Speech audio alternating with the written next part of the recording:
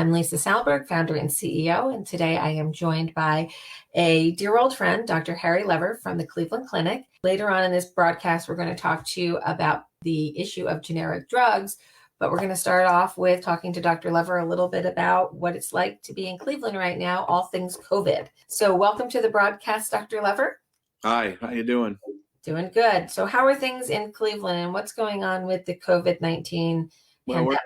So far in Cleveland, we're not in too bad a shape. The last I had heard, we had about 10 patients or so in the main branch of the Cleveland Clinic, but the numbers are going up in terms of Ohio, and we're nowhere near what's going on in New York or California. So we're seem to be okay, but we're gearing up for the rush.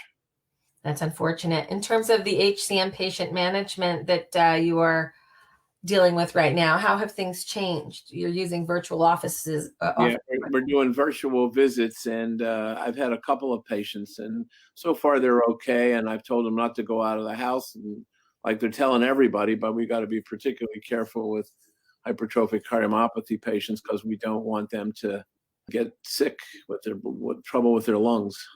And that's what we're trying to avoid. So everybody should stay inside. So today we're going to talk about something a little different than hypertrophic cardiomyopathy. And you've offered to come back later in the week or next week to have a general all things HCM discussion. But today we're going to do something a little different. And we're going to talk about generic drugs, which I know is a matter that you've been given a lot of your time to, and you've spent a lot of time researching.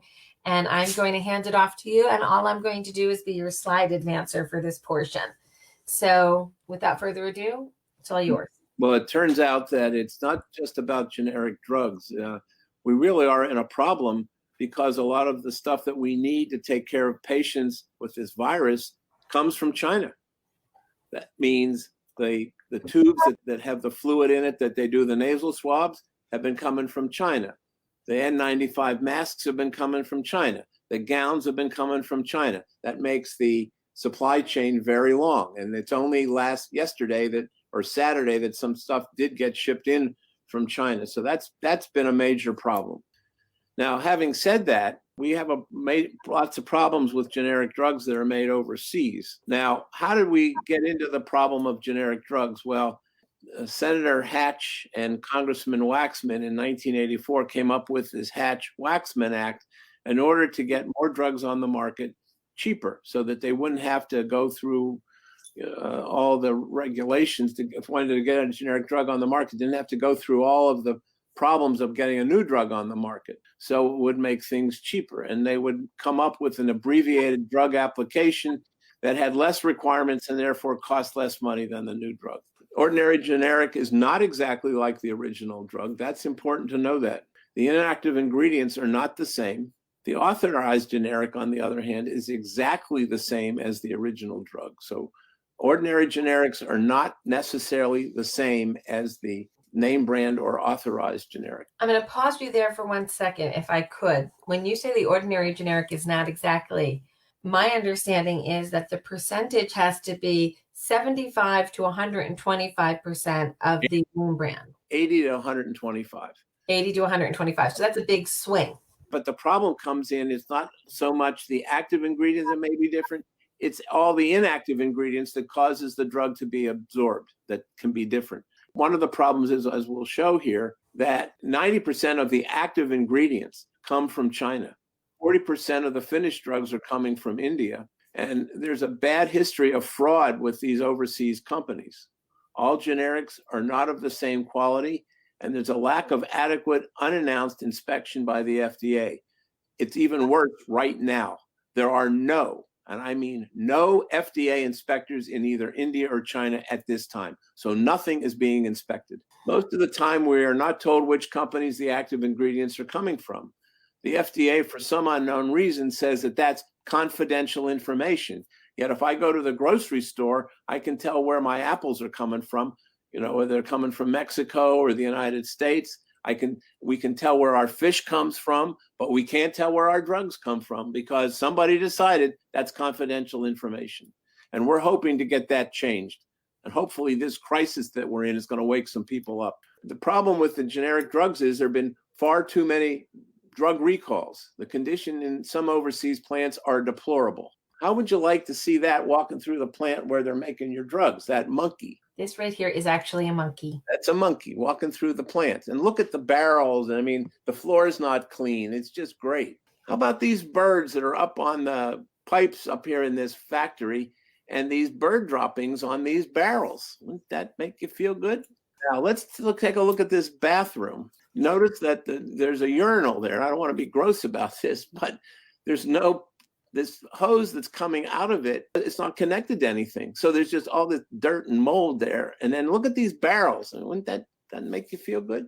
Look at the bug on this tablets here, capsules here, manufactured by a company by the name of Dr. Reddy. You don't want anything that comes from Dr. Reddy. Now, how about this lizard in this other thing here? That make you feel good? And doing something in there, and there's a lizard. So that's where your drugs are coming from. Is that a lizard or a snake? I thought it was a lizard, they told me. Now, there have been all kinds of problems with factories. This warning letter said that when an inspector asked a quality control analyst to describe the contents of unlabeled vials, the person immediately began dumping the contents of the vials into the drainage sink and then said that the contents couldn't be determined. Inspectors said they found unofficial records on 75 batches that had problems from black particles to fibers and glass particles in them.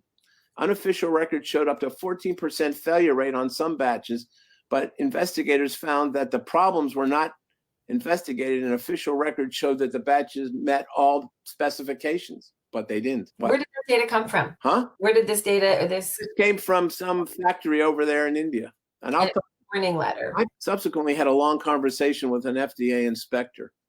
On top of those record-keeping problems, investigators found the toilet near the gowning area for sterile area where urine leaked from urinals and stood in a puddle near the drain. Mold and mildew were also found in the area. That's what those pictures were. And said the plant had been warned about sanitation issues in the past. The Indian company Lupin received a FDA Form 483 after the product was found to be contaminated with human hair. Now, the problem with the 483 is it's a form that the FDA makes out, but it's so redacted that you have a hard time even figuring out what's wrong. Now, this is a place, this goes back a few years, but this is a place where they were extracting heparin from the small intestine of a pig. And you'll see this came out of the Wall Street Journal. They're dealing with the intestines here and, in this very dirty place. And here she's carrying crude heparin in this bucket. Want to inject that in your veins? Next. No gloves, no masks. Nothing. All around. And this is heparin. That's heparin, yes. Now, it's well known that there's a readmission rate to the hospital of 20% within 30 days for heart failure. Some of the readmissions are the result of poor drugs. Patients will suffer, readmissions cost money, hospitals are fined by CMS. And in the end, the cheap, poor drugs cost more money. Now, this goes back to the problem with the heparin. And this was a very severe problem. In late 2007 or 2008, there were 4 children that developed a severe reaction to what they realized was heparin when they were on dialysis. And fortunately, the pediatric nephrologist who was taking care of them realized something was wrong. She immediately reported it to the FDA, who then went to the CDC. It took them 5 months to figure out that the Chinese had put in supersulfated chondroitin sulfate in the heparin because at that time there was a disease in the pigs in China where the heparin was coming from. And they found out that this supersulfated chondroitin sulfate had some anticoagulant-like activity. But that was in one paper. There was some work that was done at a medical center in upstate New York. They found out that when rats were given the supersulfated chondroitin sulfate, they all died. But that paper never got published because they realized that there was no point in using the stuff. But the paper had been published that was done in test tubes, and it was an anticoagulant. It turns out that what had happened was an American drug company called Baxter went to a venture capital firm in Wisconsin to have their heparin made, and they in turn went to China to have it made. The plant was never inspected. Nobody knew about this supersulfated chondroitin sulfate. And as a result, about 200 people in this country died of this stuff in there. And it caused a lot of trouble. The consequences of poor drugs are that, first of all, physicians have no control over which brand of generic drug a patient will receive, even though we are responsible for the patient. For example, all diuretics from different manufacturers are not the same. Pharmacies can change the manufacturer by the month, and the physician will not know that. As a result, patients may go into heart failure from poor drugs. I've corrected the problem by merely changing the manufacturer and keeping the dose of the drug the same. I specify the generic manufacturer that I will accept. And sometimes I get into arguments, and it takes a lot of time dealing with these pharmacies because all they care about is the price and not the quality. We've had major problems with a drug called tacrolimus, used by patients who have heart transplants. And when the manufacturer has been changed without our knowledge, we've seen patients reject the heart and even die. I'm going to pause you there for a moment. Editorial comment. This is my bottle of tacrolimus. Actually, I take 1.5 milligrams a day, so I have a 1.5 milligram. I have been on tacrolimus for 3 years now since my transplant, and my numbers were stable. When you're taking tacrolimus, they test your blood levels, and anything under 5 is not therapeutic. For me, my sweet spot was a 7. I wanted to be at a 7, and I stayed at a 7 until I got this batch of drugs. This is from one manufacturer, and I'm not going to name the manufacturers right now. This is from manufacturer A. This is from manufacturer B. I started taking manufacturer B, and just out of caution from listening to you, I went and I had my blood work done. My blood work came back abnormal for the first time since my transplant after I switched to this drug. My levels of tacrolimus were 4.8, which is below therapeutic, which means I could have begun to reject my heart, and it could have killed me if I didn't know to go check my blood work again, because you taught me how to do that. So now I had to go back to my pharmacy. This is very expensive medication. I have to go to a specialty pharmacy, and I had a fight with them to get my other manufacturer back.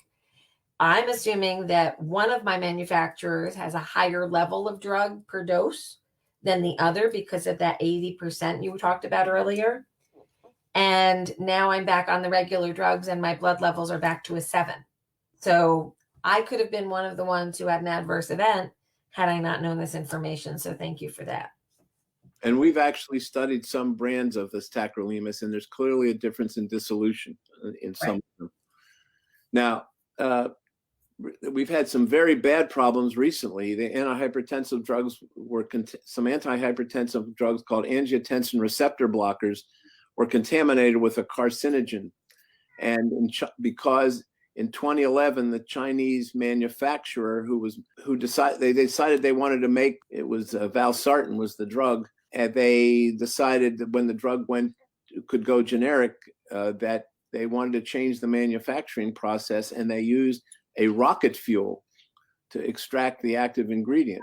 Well, that left this carcinogenic, and it left it associated with the drug. The problem is that was done in 2011. The FDA didn't know about it, and we didn't recognize it till 2018. Recently, that same chemical has been found to be in Zantac, and that's a drug that's commonly used when people have heartburn, and that's the mechanism of that is different. It seems as though that the drug becomes unstable when it's absorbed into the stomach, and that chemical is formed with the absorption process. So that drug has now been removed from the market. It's been on the market for 30 years. So just think about how many people have swallowed those tablets. Now, 40% of our generic drugs come from India. There have been severe quality problems.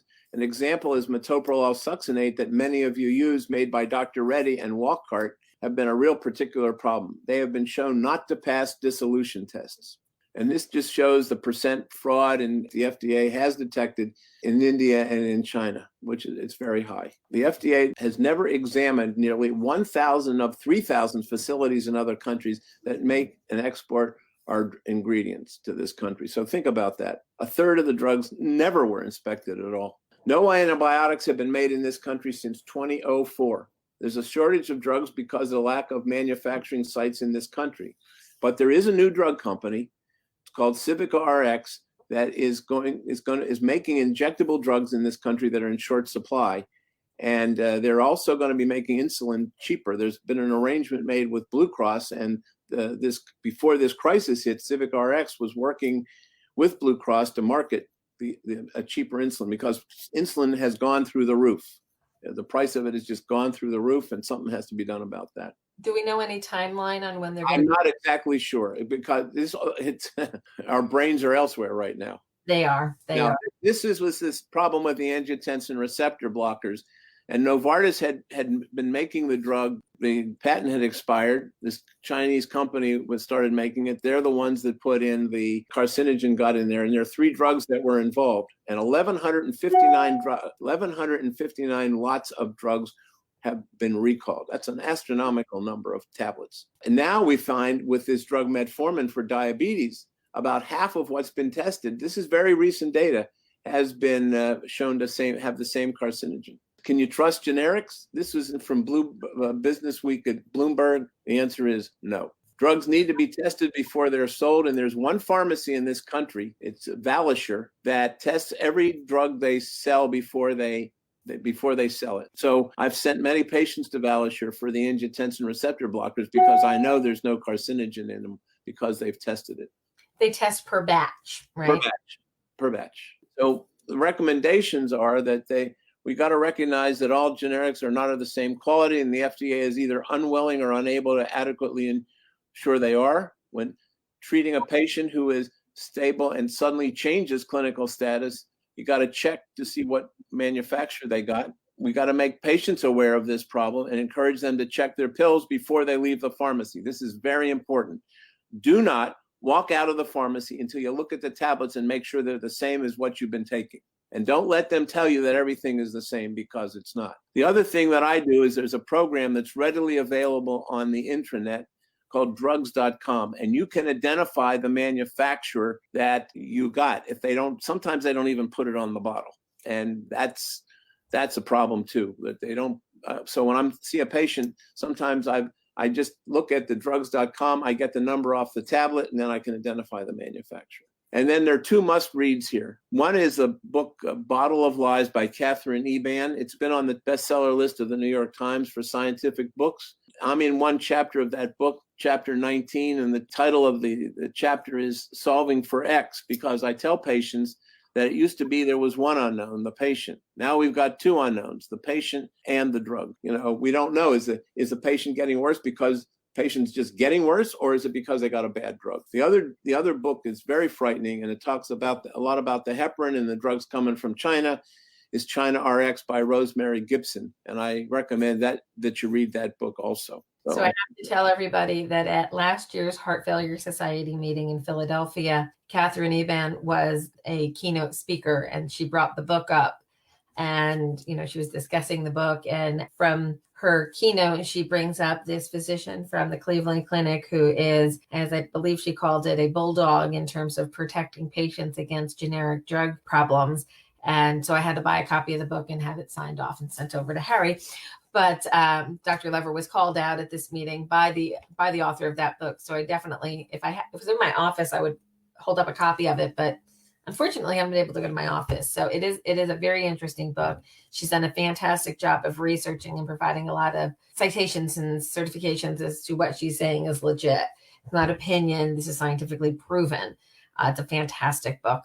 I had occasion, if you get this book and you read it, there's an inspector in there by the name of Peter Baker. And he went into the same plant that when I told you about the metoprolol, I didn't tell you this story, but in 2012, I recognized that there was a problem with metoprolol succinate. All of a sudden, people weren't doing well, and I started looking at what they were taking. It was made by a company called Wockhardt. I write to the FDA. They told me they'd get back to me and let me know what they found. Well, 18 months later, they sent me a letter and said there was no problem. At 7 months from that letter, it turns out Peter Baker had been in that plant and found all kinds of problems. They chose not to believe what he said, but about 3 months after I got that letter from the FDA saying there was no problem, the drug was removed from the market because it didn't pass dissolution tests. So it was really true. There was a problem.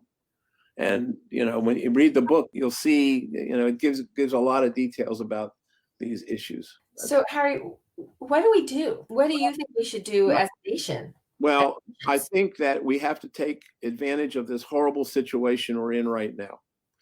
And we cannot be dependent upon getting drugs from overseas. We've got to rejuvenate the drug industry in this country, and we've got to say no more. This Civic RX is one company that's getting started.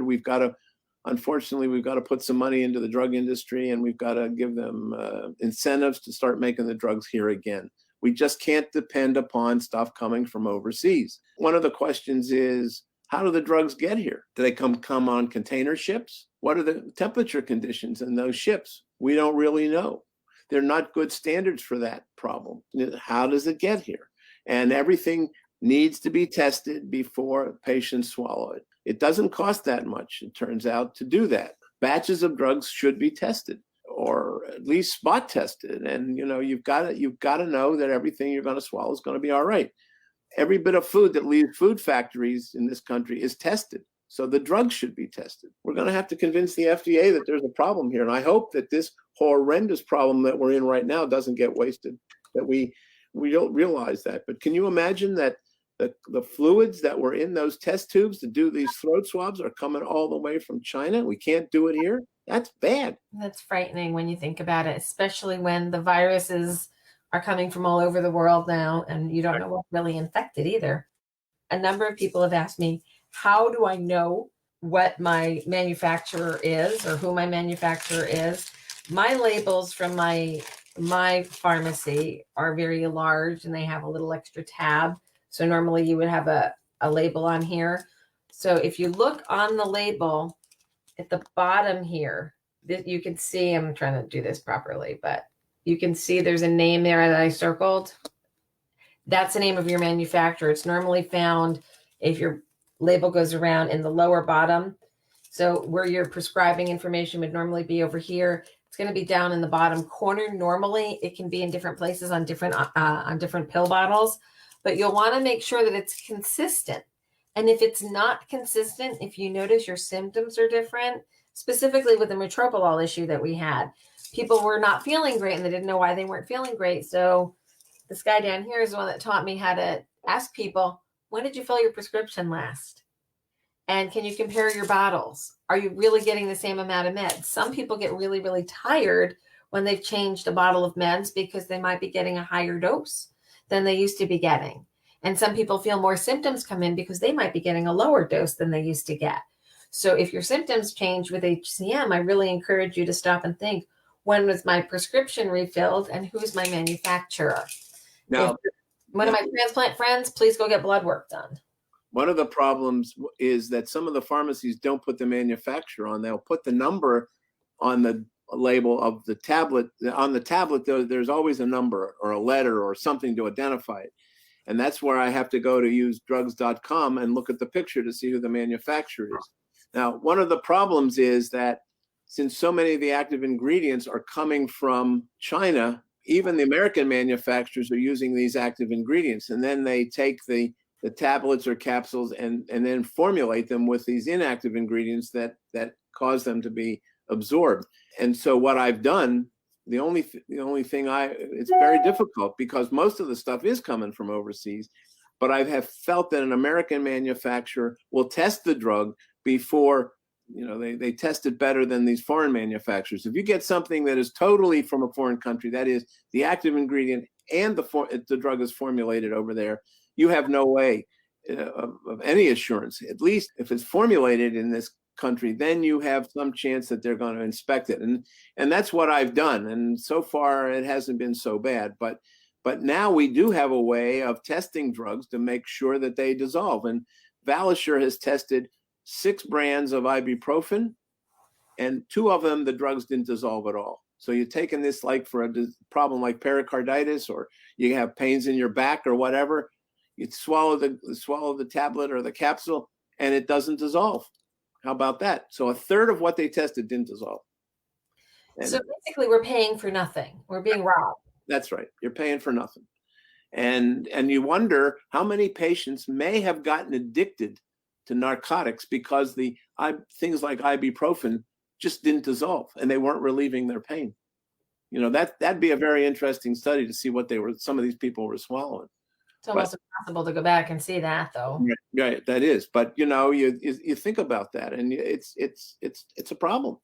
And they also found that when they tested some Tylenol, that there's some rapid release Tylenol that was released slowly, and some slow release Tylenol that was released rapidly. I mean, it's when you really get into testing this stuff, you find all kinds of things. So I want to go back with you for a moment. When the original law was was passed. But let's go back and talk Yeah. the Waxman Act Right. of 1984. In 1984, we really didn't have a lot of sustained release drugs. That's right.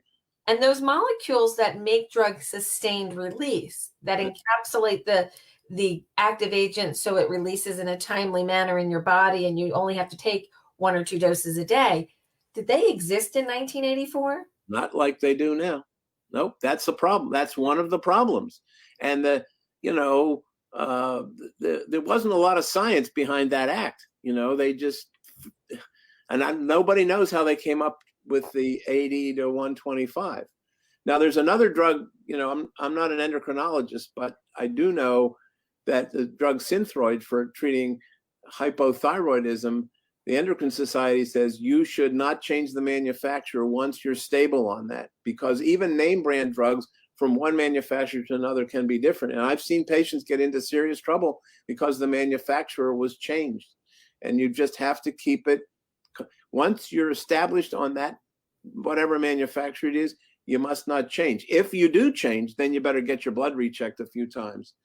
But that again goes to, don't leave the pharmacy because they won't take it back once you leave the store. And you always look at the manufacturer if it's on the label and you can see it, or ask, make sure they haven't changed it. So let's look at this from a slightly different point of view. So if you're on a generic drug to save money for yourself and for the insurance company, which saving money is a good thing, let's not get that wrong. But if you're taking it to save money and you find that your symptoms aren't improved, the drug isn't dissolving, or you have to go back and forth to the lab to double check your lab work, which then you're paying copays and deductibles on your lab work, right, and putting a burden on the healthcare system by using labs for things that probably we shouldn't have to use them for if we had a consistency in the types of drugs that we're taking. This is insanity by definition, where we keep doing the same things, banging our head against the wall and not getting a different result. That's a major problem. And I see patients come in and suddenly their blood pressure isn't under control and they're on 4 drugs. And sometimes if you can cut some of them out if you give them a good manufacturer. This podcast was made possible by funding from Invitae, providing genetic testing services to the HCM community and other genetic disorders. For more information, visit 4hcm.org. So we have a couple of questions. I'm going to put them up on the screen. So Anna wants to know if she missed something. How do you find out if the manufacturer is okay? She has Metoprolol by Teva. And how do you learn if that's a good manufacturer or one you want to avoid? Get data. What I do with the Metoprolol is if it's sustained release, if it's the succinate is the problem because it's sustained release. The tartrate is rapid release. But I have most of my patients on sustained release, and I either use Lynette or Aralez. Now, Aralez, it's plus minus whether it's still out there or not, but I use Lynette, which is an authentic generic, actually made by AstraZeneca, which is the originating drug company. The formula is exactly the same, and that's what I use. Teva, I use a lot of drugs, but I don't use it. I don't use the Metoprolol succinate made by Teva. Okay. Another question is, another issue I've experienced is that these foreign manufacturers are using a U.S. address and these pharmacies are saying that they're U.S.-based companies.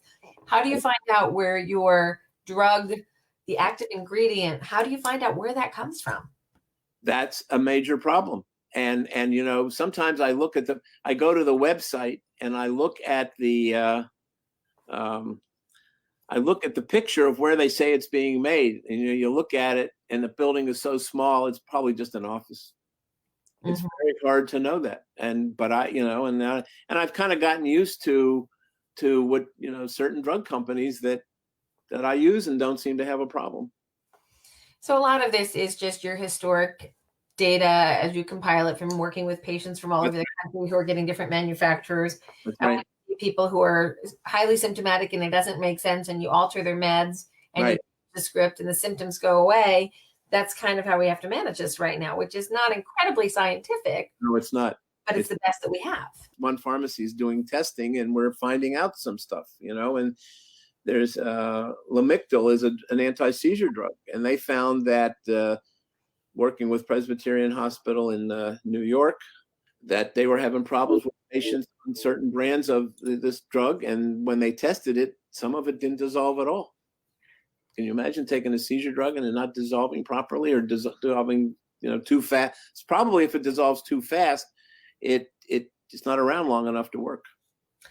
That's a huge problem, especially even with the tacrolimus. If it dissolves too soon, that's right. Dropping. That's right. Yep. Question from Barbara: is it safer to only take name brand?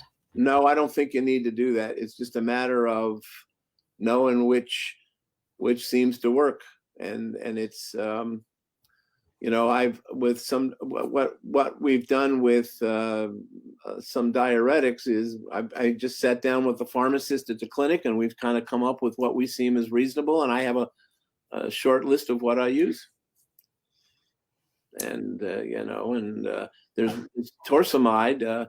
Torsamide's a problem, and there was a company called Camber that's a repackager in India, and the drug is actually made by Hetero, and it doesn't work very well. Actually, that was written up in an article by Anna Edney in Bloomberg News. I was written up in there, and we described a problem with a patient who really got into very serious trouble, and it really caused a lot of trouble. And there was this company, Ranbaxy, from India, that was selling drugs that were expired.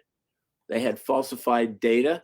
They actually went out, and the drugs they tested were drugs that were bought in this country that they hadn't even manufactured. And there's a scientist that I've come to know very well. His name is Dinesh Thakur. He's written up in the book Bottle of Lies. He was the whistleblower against Ranbaxy, and the company ended up paying a fine of $500 million to this government for fraud. They subsequently were put out of business, but there were a lot of people that were in serious trouble from that drug. Those drugs, it was like 200 drugs they were making. It was incredible. I want to go back a little bit. You talked about inspections, and I know that I've read in a couple of different places, Bottle of Lies was one of them, that in the United States, if the FDA decides it wants to come and see what you're doing, they knock on your door and say, open up. Right. Going overseas, it's on average a 3-month lead time before somebody shows up. That's right. So they know when you're coming. Right. Go to clean shop. That's right. You can't do spot inspections. That's right. And oftentimes there's been talk about they move the hotel to a luxury hotel for the person who's coming to inspect. They wine and dine them, and they try to schmooze their way in. Is that true? Yes, that's true. Yep. So that becomes highly problematic. For a short time, the FDA was making unannounced inspections, but then they stopped, and we don't know why they stopped. Oh, that's terrible. Okay, so we have another question from Debbie. She does mail order, and she gets 3 months at a time. How do you make sure that the mail order pharmacy is sending you the same manufacturer? You call, if it's not the same, you call them up and tell them you don't want it, and you let your physician know also that this is taking an education of physicians. It's a problem. A lot of people don't realize it. And you can Google me, and you'll find out there was an article about me in MedPage or Medscape that physicians do read. And somebody found me, and I was supposed to give a talk down in Orlando in June, but that's been canceled because of this problem. But they call me the sheriff of generic drugs, and you can look at it. I mean, that was just. I believe we posted that in the private group for HCMA. I'm not sure if I put it on I think I did put it on the main page of the HCMA. Right. So you should see it there. It's a great article. But it's it's a matter of educating people, and it's just taking time. And whenever I have an opportunity, I'm talking to people, telling them about it. It's in this hopefully that article got around to enough physicians that they look for it. And it's amazing when you start talking to people. They say, "Yeah, I've noticed that's a problem, that some of these drugs don't seem to work right." So I'll add from my point of view, Debbie. When I had this problem with my medication and having worked with Dr. Lever, I've always tried to stay away from Dr. Reddy because of a number of the quality problems that they've had. So I put a note into my online pharmacy that I will not accept any Dr. Reddy formulation. And I had my doctor send a supportive note that we would not accept Dr. Reddy. That's my personal preference. Now, I also, after they sent me this, they sent me actually, at first they sent me, I didn't even talk about this. They sent me a Dr. Reddy tacrolimus after I'd already told them I will not accept it. They took it back. They didn't charge me another copay to send me what they had, which was the Sandoz, which was not the same quality as the Ascend, which lowered my tacrolimus level to a dangerous level. And then I found out that the Sandoz was actually manufactured in India. So I got another set of Ascend medications to replace them. So my one prescription had to be refilled 3 times. And the first 2 were junk. And that's what's in this bag. This is the ones that in a pinch, I could take them, but I'd have to take double the dose. And God only knows what else I'm getting. So I'd rather not take them. The other one's working better for me. So tell your pharmacist that you will only accept certain manufacturers. Do your research, speak to your doctor. If you don't have a center of excellence for HCM or it's not a cardiac med you're talking about, ask your doctor what they know about the manufacturers, and you can do a little of your own digging online through drugs.com. And also Google them and see how many violations they've had against them. So you'll Google the company and say, put the name in and say, violations. See how many, or recalls. See how many recalls they've had. See a lot of recalls, that's a big warning. Absolutely. So we're going to pivot here a little bit to the next question, and then we're going to wrap up. So Rhonda's listening from Kentucky. You're very welcome. She's asking a COVID-19 question. If we need to be admitted for shortness of breath and we go to the hospital that our COE is, so our Center of Excellence, or should we go to any other hospital? What should they do if they're affected? Well, I think what I've been reading and they're talking about on television, that this can hit you very fast. And I think that you might not have the opportunity to go to a center of excellence, and you gotta, if things are going really bad, then they're gonna have to put you on a ventilator. So I wouldn't waste a lot of time. I wouldn't travel lots of 50 or 100 miles to get to a place. You need to got to go to the closest hospital. What we've been recommending to our patients and members of the HCMA is if they feel that they're that ill and they need to go to the hospital, they should call their center of excellence, let them know that they are symptomatic COVID-19, and ask for the physician to speak to the physician in the emergency room or the hospital of their choice to ensure that they're properly managing the medications that are needed for HCM, especially if you're obstructed. The doctors will work together to make sure that your treatment is optimized. That's pretty much all I've got on that. Would you agree with that assessment, Harry? Yeah, that's right. I would. I really would recommend reading the books, because when I got my copy of the book, I first read my chapter. I wanted to see what she said, But then when I got into the rest of the book, I really became frightened. And some of the stories are just horrible, what's going on. And, Okay, so we do have another question from Anna. How do you find the best manufacturer? Is it about the best, or is it about the most consistent for you and your symptoms? That's a problem. And there aren't many people making aldactone, I have found. Aldactone is a little bit more of an issue. And I don't think I have that list right here. I have the list, but I don't think I have aldactone on it. That one I don't remember. But if you send me it, just... you can send us a query and we'll send it over to Dr. Lever on your behalf. And if we get any additional information, we'll forward it off to you. Right. So Meg wants to know how Cleveland Clinic is scheduling patients. I'm assuming you're speaking of in the COVID timeframe. We started out by canceling people through the middle of May, and but I don't know that we're going to be able to stay with that. It's really a problem, and I don't know. I mean, what I've been doing some virtual visits, and if a new patient wants to have my opinion, if you can get a hold of the echoes that have been done or angiograms that have been done or whatever data you have can be sent to my office, and I can look at them on the computer, and at least I'll have something that give you some idea, but this has caused no end of trouble, and we are really discouraging. We've eliminated all elective surgery. We are discouraging people from coming a long distance because of, where you're going to stay if you have to stay overnight. I mean, if you stay at the clinic, we're probably all right, but you got to be careful and who you're going to be exposed to. And so things are kind of on hold like we've never, ever experienced before. This is just beyond anything that anybody's had to live through. So that we're just trying to be cautious. We are living in crazy times and we're all being ultra, ultra cautious. Now, I know this is a little complicated to some people, the thought that myectomy is elective.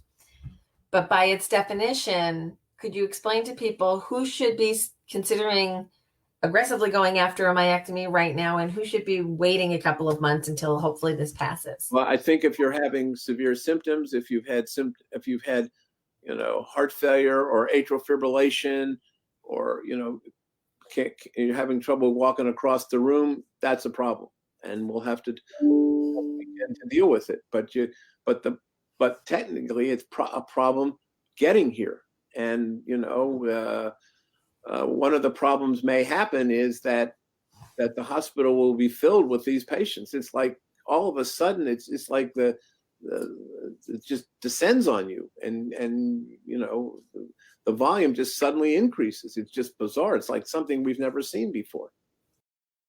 The HCMA would like to thank Rode Microphones for their support of this podcast. Rode Microphones generously donated the Rodecaster Pro soundboard to help make this podcast possible and to help us sound so good. Thank you, Rode Microphones, for your support. We are definitely living in peculiar times and trying to make the most out of the situation to keep as many people safe as possible. Right. I know that many of your colleagues over at the Cleveland Clinic are on the front line. It may be slow right now, Right. but I'm in New Jersey. It's very, very, very real here.